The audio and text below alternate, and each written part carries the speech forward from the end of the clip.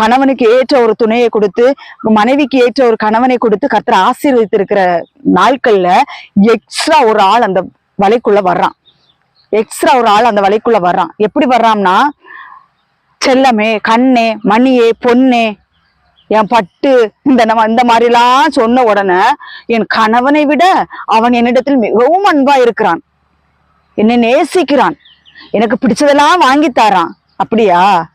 அப்படியா உன் கணவன் உனக்கு வாங்கி தர்றதுங்கிற போதும் என்கிற மனதோடு கூட நீ இருக்கணும்.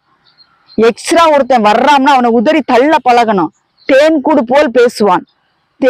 போல் பேசுவான்.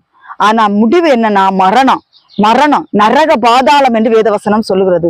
இனிய தன் சொற்களின் மிகுதியினால் தன்னை வசப்படுத்திக் கொள்வார்கள். நான் உன்னை நல்லா நான் உன்னை நல்லா நேசிப்பேன், உனக்காக நான் உயிரை வேணாலும் கொடுப்பேன்னு சொல்லுவாளுங்க.